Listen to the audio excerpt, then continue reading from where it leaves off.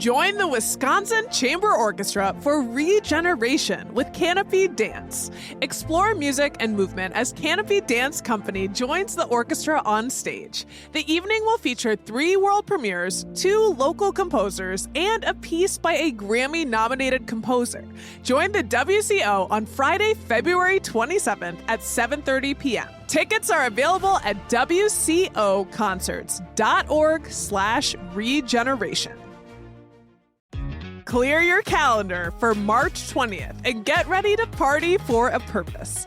Toto's Gala returns to Monona Terrace for a one-night fundraising celebration supporting Dane County Humane Society and the animals who count on them.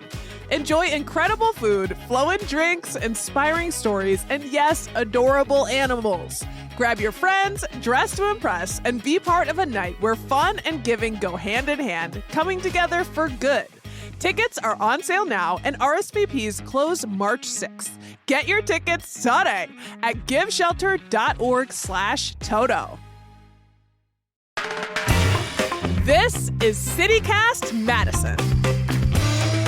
I'm Bianca Martin, and here's what Madison's talking about.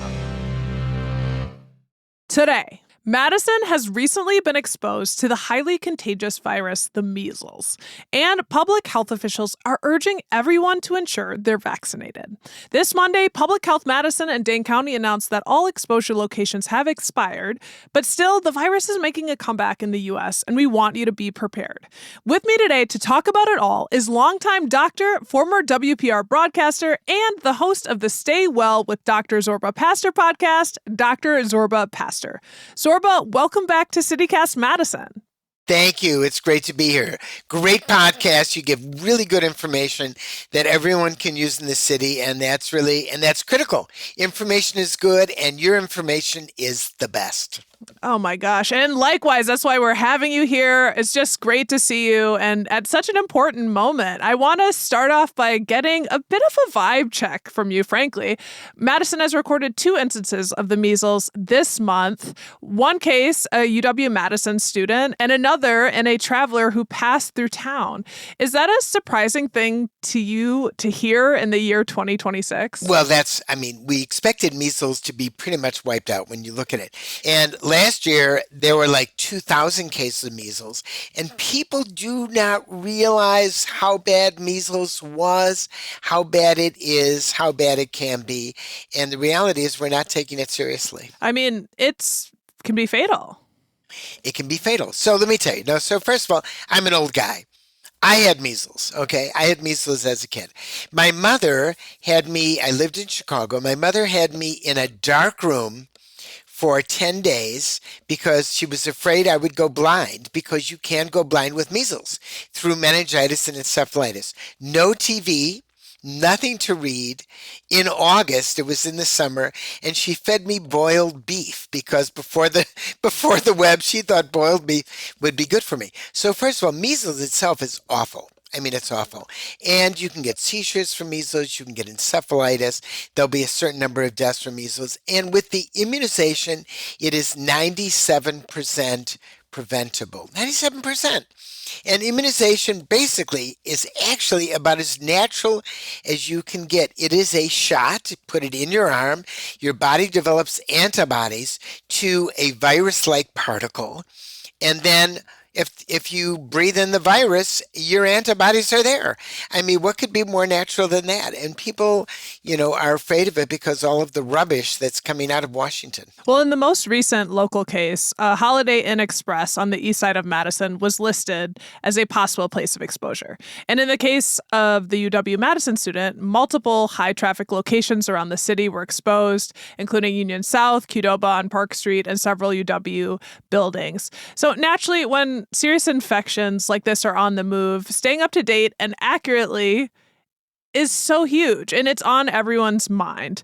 And I guess I would love to ask you, how would you describe our local public health infrastructure for reporting infectious cases? Is it strong? How does it look? And oh no. Could be better. So let me give you an idea of what it is. Okay. There are 50 states in the union. What do you think is the state that has the highest immunization rate for measles among children? You know, MMR. What would you guess is the number one state? Number one state, West Virginia, and Wisconsin is number 49. Oh, I see. We Yes. are number 49 out of 50 states in childhood immunizations for MMR. How did we get there? I mean, I'll tell you how we actually got there. Right. I mean, Well, when, let me just say that I believe Alaska is 50. That's what I was well, thinking. then You're we're saying close was to what? Alaska. Yeah, I we're mean, come on. basically You know, yeah. I mean, where do we come from? We think of ourselves as having a good public health system. You know, we're a state, we're progressive, we believe in that. In West Virginia, outbid us. And the reason, there are multiple reasons, but first of all, they were close to the bottom of the hill years ago. And so they said people who say they do not want to have their child immunized for personal reasons, they can say that, but they have to make an appointment with a clinician, a doctor, a nurse practitioner, or a PA, explain the reason, and if that's the case, then they can put that on there. Wisconsin made it super easy. Just click it off, personal reasons. So people can take their kid to school and say, I've got personal reasons, and that's it. They don't have to discuss that with anyone else. So we are now number 49 in immunizations of our children in the state of Wisconsin. I call that a public health rubbish, stupidity. You know, we did not do it. And the reality is, right now they're beginning, you know, we're playing catch up. You know, you can get immunizations around, but we should be going all around the city with trucks, with clinicians. You know, you've got to do it when people can do it at nighttime. You know, if you can get your shot from 9 to 5, well, what if you work from 9 to 5? Can't bring your kid in, can't get your shot. I mean, you've got to make it at night. You've got to make it available all over, and you can get it now in a variety of places, including drugstores. But we have to step up to the plate, and we haven't done it. And I guess the next step of this conversation that I'm curious about is the public health information aspect. Where do you turn for the most accurate updates? I know that there are challenges. Like, are you looking to the Wisconsin, Department for Health? Where do you turn? And also, like, how well does our hospital systems and universities and everyone do in terms of reporting on spread of infectious disease? I don't know if looking back to COVID or what you know about how trustworthy and confident we are in our system for getting us that information. You hit it exactly. So the issue was forever, I would go to the CDC. Makes sense. Government office, bright people. I'd go to the FDA. As you know, that has been politicized. You know, we have RFK, who doesn't believe in immunizations, believes Tylenol during pregnancy causes autism, which is rubbish, does not cause autism, believes in a whole bunch of things that are not based in science. It's based in a cult. I mean, that's what it is. So we no longer can depend on that to get good information. Perfect example was there's a new influenza vaccine, which is a messenger RNA vaccine, which has taken years to develop.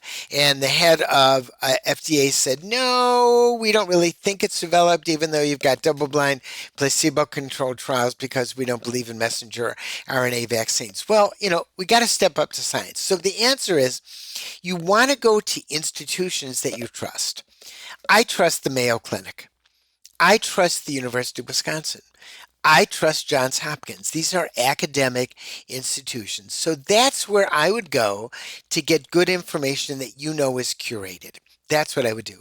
Also, if you look at the state of Wisconsin public health, all of the states have their own public health infrastructure. They're going to also give you good information. Dane County, state of Wisconsin, is give you good information. I no longer would go to the federal government to get good information because I don't trust it. Yeah. And it's a shame. However, the states are there. So it's not a shame. We may not have stepped up to get our kids immunized, but the state of Wisconsin still has good information on their side because we are a good state that believes in science. Yeah, I wanted some good news up top and also talking about can we rely on these fantastic systems that we have? That's one of our strengths here in Madison for sure is our healthcare. And I wanted to talk about the information and the quality of the information and how quickly we're getting data about spread in these infectious cases and Oh, sure, outbreaks because sure. I was just traveling in southern Florida a couple weeks ago and there was a measles outbreak at the Catholic University Ave Maria. And the local news reported that the university announced it would no longer share real time measles data with the public about who is recovering and how many students are in quarantine, and that people just had to rely on state data. And that freaked me out. Yeah. For good reason. I mean, it used to be, let's share data so we can all actually get together and figure out what to do. And they decided, no, we don't want to be embarrassed. Well, forget about embarrassment. There's measles around. So look, the university immediately announced we had a case. Holiday Inn immediately announced we have a case. And by the way, the measles virus let's say somebody has measles, and let's just say they're in the front desk of the Holiday Inn checking out, and they're breathing the virus out. The virus stays in the air for 2 to 3 hours. COVID doesn't stay in the air very much at all. And then, the old joke when people came in with syphilis, they would say, oh, I got it on the toilet seat. Syphilis doesn't go on the toilet seat, by the way. It doesn't last at all outside the body. But measles is up there with the most infectious disease in the world. And if you look back at what happened, measles was in the old world, was in Europe and so on. So when the conquistadors came over, and basically the Europeans came over. Undoubtedly, measles killed millions of people. Measles, chickenpox, mumps, rubella, all of these things that basically there were antibodies in Europeans were not present in the Americas, and that probably killed many more people than guns and everything else did. So this is serious stuff, folks. It really is. And I think it's important to do, honestly, a measles 101, a basic primer about this, resurface threat. And you're sharing that measles spreads through respiratory droplets and it can stick in the air for hours. So naturally, that's something that's important to know if someone's coughing or sneezing. Also have down that health officials note that it can take up to 21 days for symptoms to appear after Right. exposure to the Right. virus. That's right. And you're infectious before the symptoms actually appear for 2 to 3 days. So, your symptoms appear, but you actually were infectious prior to that. I don't know if it's 24 to 48 hours. So it's before the symptoms. That's why measles wins.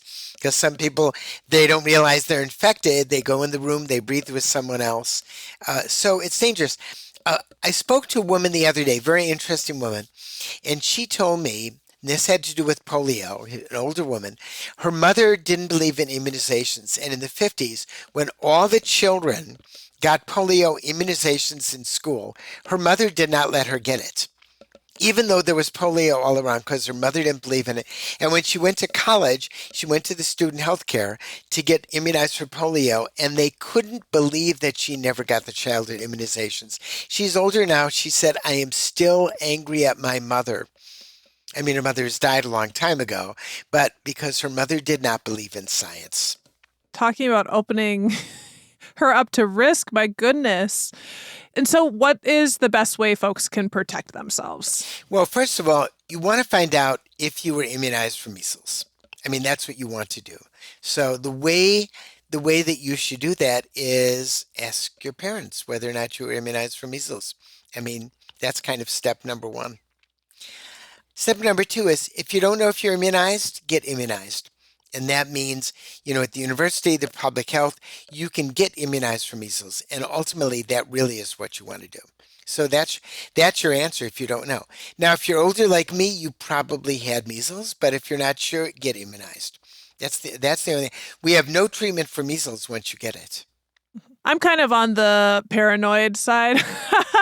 of humanity. And my first thought was, I don't know. I assume that I have the measles shot, but I also feel better and looking for those of us who do have access to medical records. I wanted to confirm, and I looked and I was like, okay, I feel better knowing that there is a record. But yeah, probably asking your parents, verifying if you can is maybe even better. Maybe it's silly, but who Yeah. No, knows? no. If your parents say, you got all the shots, then you ended up getting, you probably, the chances are. But if not, then what you do is you go and you end up getting, you then up going and getting an MMR shot. That's exactly what you should do. And for folks who are vaccinated, are they 100% in the clear? No worries, Akuna Matata. I like the reference. I like the Disney reference. That's exactly it. That's perfect. The answer is, because it's not totally around Madison, they're 98%. Well, 98% is good. I mean, we still have herd effect in Madison. Most people are immunized. So the answer is yes. That's yes. Now, are there exceptions to the rule? Right. What if you're in chemotherapy for cancer? It knocks down a lot of chemotherapy, knocks down your ability to actually fight infection. What if you have a disease where you need to have steroids? That might cut it down. So for people who have significant medical problems, they should discuss it with their clinician. And right now, because we are seeing measles around Madison, if you're in a public space, you put on a mask. That's what you do. But people who undergoing chemotherapy and have serious medical conditions whereby their immunization is decreased because of the medicines they're on, those are the only ones that I would worry about a little bit. Two cases are not a lot, but if you're on the university, hey, and listen, the Holiday Inn, who would have thought something would happen like that in the Holiday Inn, right? I mean, that's what it is when you've got the diseases. So. Yeah.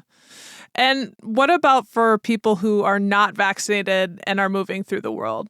Maybe they're on their way to get vaccinated, or realistically, some folks are just not going to get the shot. Like, how do they protect themselves? Well, first of all, they have to realize they may get measles, okay? I mean, they may get measles. Most people get measles, do recover. You're miserable for 10 to 12 days, but you do recover with it.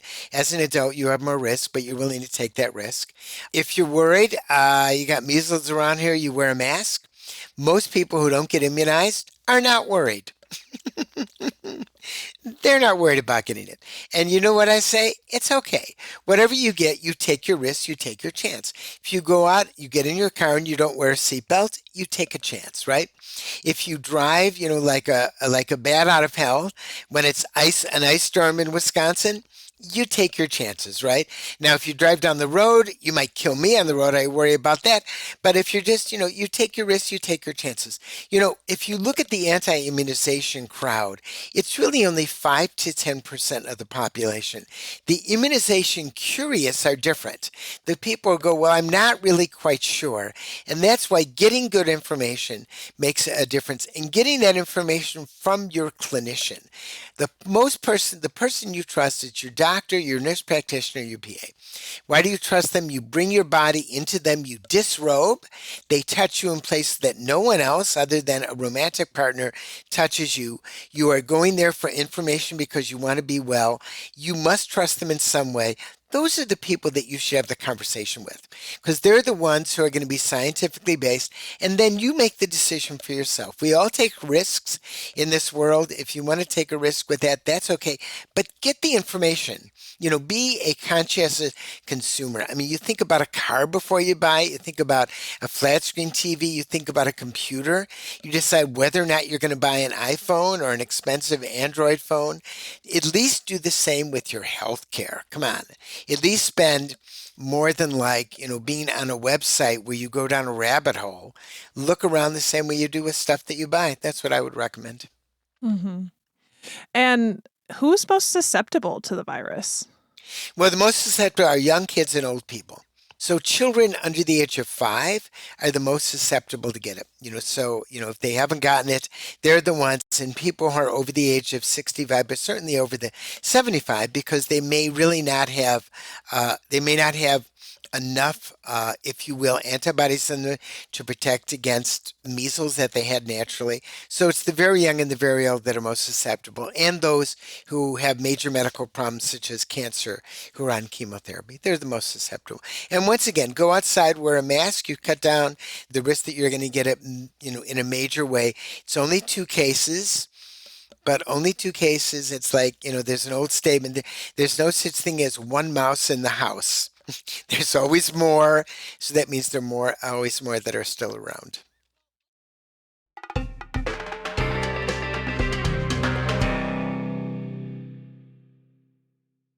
Madison, meet your new secret weapon, TaskRabbit. TaskRabbit officially launched in our city last June, and Madisonians are already using TaskRabbit services to make their lives easier. And I know that's true because I have used TaskRabbit on numerous occasions, particularly for moving and setting up my place. From furniture assembly to painting, they've got a tasker for that. Simply download the app, describe your needed task, and browse profiles of skilled neighbors who can help you today. And you know what else is a huge plus? Their transparent pricing. You'll see the hourly rate upfront, which includes the tasker's rate and the service fee, so there are no surprises at checkout. And you can decide what works for you and what you're willing to pay. So, what are you waiting for? Find your first tasker today at taskrabbit.com or on the app. Well, let's take a moment to look at UW-Madison, right, where there was a case. As of this recording, UW-Madison's University Health Services say they have not seen any additional measles cases on campus. Nonetheless, they really are taking action since this exposure. In response to the confirmed case on campus, UW hosted a clinic for employees and students to get the vaccine for measles, mumps, and rubella, known as the MMR vaccine, as we've been talking about. WPR reports more than 200 people got shots from that clinic. Yeah, so great. That's encouraging to hear. That's a major step forward. And they should keep doing it and not stop because, once again, we are 49 out of 50 with immunizations for kids. And also, the state of Wisconsin and the health department should begin to change things. So if you don't want to have your child immunized when they go to school, you should have to discuss that with your clinician. We ought to follow the lead of West Virginia. Come on, we actually believe, I'm sure in West Virginia, they believe they're better than we are, which is true when it comes to that. Come on, it's all tribal. We believe that we're better than them. We should follow their lead and start to change public health because that's the only way we're really going to protect ourselves, by protecting our children. Yeah, and having some humility to not take it personally, being basically last in this area and having good outcomes. Yeah. You got it. Well, in the wake of this measles exposure, UW-Madison also announced that it's now going to require students to share their vaccination status for measles, along with several other diseases, in order to register for classes. To be clear, they don't have to be vaccinated, but they do need to disclose their status. So that's new for UW. Right. From a public health perspective, why is that policy important, and what kind of efficacy and impact might it have? Well, I think, first of all, you're bringing up the idea to students, right? So you're bringing it up. So that immediately you're going to get a conversation. So you're going to have the 5 or 10% that are in the anti-immunization cult. And then you've got the immunization curious. And then you have kids that just don't know, like this older woman whose mother didn't immunize her for polio during the polio epidemic. There will be kids at the UW who say, oh yeah, my parents never gave me any shots. They didn't believe in it. And hey, I'm a college student, so I want to know about it. I'm an adult. I'm going to make a decision. I'm 18 years of age. So my parents said I shouldn't get a shot, but I can make a decision. I want to decide. So just having to disclose it is going to mean there are a number of kids who didn't be immunized because either their parents were lazy and slothful, because it's free under insurance, or their parents didn't know, they weren't lazy and slothful, or their parents were anti-immunization, and now they're an adult. They should be able to make that decision. So simply doing that is going to do it. And also some kids, 100%, there are kids at the UW who are going to find out their parents didn't immunize them, and then they're going to have a conversation with their parents and say, hey, wait a minute, why didn't you immunize me? And they may actually convince their parents that they should be immunized for other things, such as the shingles immunization, the pneumonia immunization. It goes back and forth. They may have a discussion with their parents, and their parents may say, oh, I never thought about that. I just never did it, or I believed in that, but I really want to have a conversation with you. Information is king here. Remember, information is king. Right. And that's how we started out this conversation. And, we've been talking about Wisconsin being close to dead last for children immunization. I like the phrase dead last. It's relevant, right? But I want to note that before this, UW-Madison was the only Big Ten school without a disclosure requirement. Really? So there are lots of other universities that are already working with a disclosure requirement. Isn't that interesting? I wonder where that came from or where that didn't come from. What else are we not doing? Mm-hmm. Yeah, well, apparently also the other universities of Wisconsin campuses do not require student disclosure of their vaccination status. Well, we should do it. And the same should be true at Madison College. Madison College has 20,000 plus. The same should be true at Edgewood. In other words, disclose it. That's all. You're going to school. We want you to disclose it. We want to know it. And if you're not immunized, that means we should have a conversation. Let me give you some information about it. And you will change some minds, and you will help people stay healthy. It really is a head scratcher about why we're so far behind on this conversation and being a place that really values science. Growing up in Wisconsin, we've had this conversation on the podcast too, thinking maybe it's anti-government sentiment. You don't tell me what to do. It's hard to say, but there's obviously action taken. UW-Madison has moved towards disclosing, so we'll see what that means. And I do want to widen the lens out a bit to our national landscape. Obviously, I was traveling in a place that had many more cases of measles just earlier. And across the country, particularly in South Carolina and Texas, hundreds of cases of measles have been confirmed this year. Last year, an outbreak in Texas led the U.S. to see the highest number of cases in 33 years. Right. The national conversation on this is so important, and it's hard to ignore the new administration that's come in and cast aspersions on vaccinations, and then to see the numbers change so drastically. I mean, it's putting two and two together. And the U.S. is now actually in danger of losing its status as a country that has eliminated measles, obviously, which is a technical designation. That means we've gone a year without a continuous chain of transmission. Zorba, how worried are you about that and the situation nationally? Well, that's it. I mean, there has been pushback, so RFK a little bit changed his position, but not very much at all. He didn't call on that. The president just never went forth and said, hey, we need to be immunized for measles, everyone.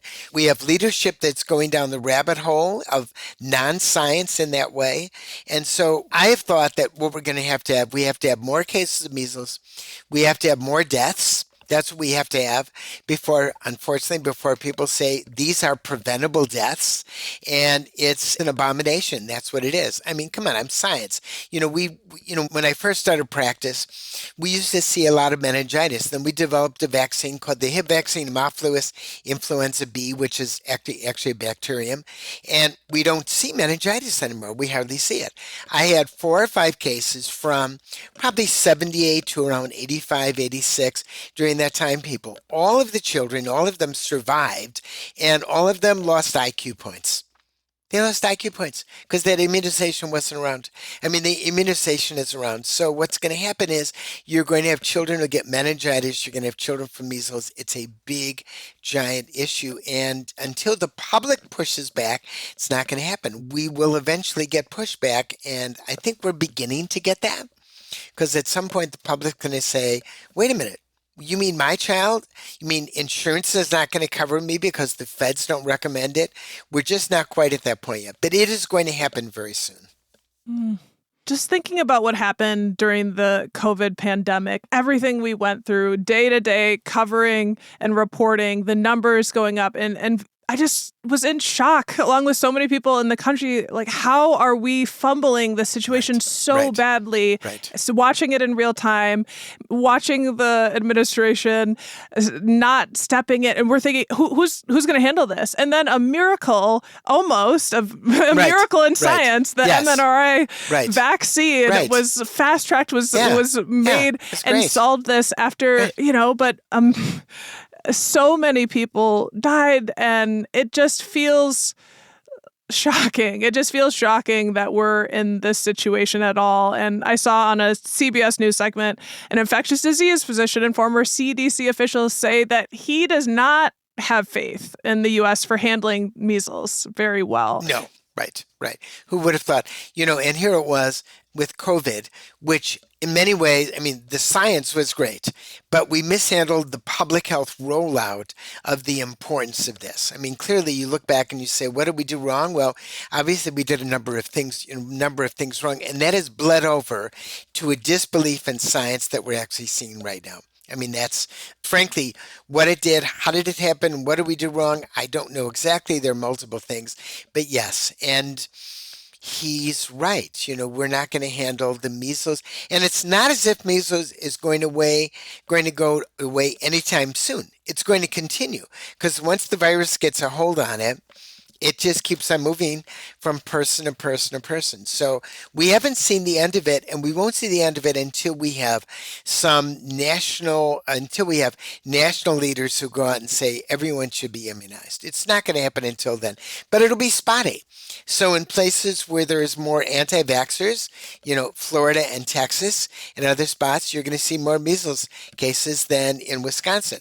Once again, the public health people were lazy and not requiring people to talk to physicians in order to, basically not get their child immunized, something like that. Democratic and Republican administrations, you can't, both political parties really didn't handle that. And until you have people who say in the forefront, hey, folks, this is science. Step up to the plate. We had a great vaccine for COVID. We're not seeing the millions of deaths anymore. And it's not a conspiracy. It's science. That ain't going to happen right now. Well, this is why it's just so important to get accurate information. And we're so grateful that you came on CityCast Madison again to give us that accurate information. If people want more tips from you, Zorba, where can they find you? Because you do this outside of talking to our listeners. My website, Stay Well with Dr. Zorba, is great. So just go to my podcast. My podcast is Stay Well with Dr. Zorba. And basically, I have a website. If they put Dr. Zorba, they'll get to the podcast and they'll get to the website. And we've got lots of people who are now listening to the podcast, and we'll get more and more and more because people want good, curated information. It's scientifically based, so that people can get the information and they can determine what to do and when to do it. Well, Dr. Zorba Pastor, thank you so much for taking the time. And thanks for having me.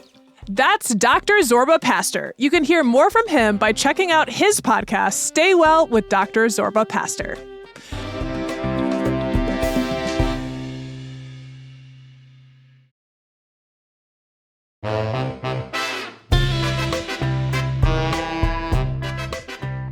That's all for today here on CityCast Madison. I'm your host, Bianca Martin. Don't forget, you can support the show and get great perks by becoming a CityCast Madison neighbor at membership.citycast.fm. And if you enjoyed today's show, why not share this episode with someone you want to stay well? Alrighty, we'll be back tomorrow morning with more stories from around the city. Until then, take good care and thanks for listening.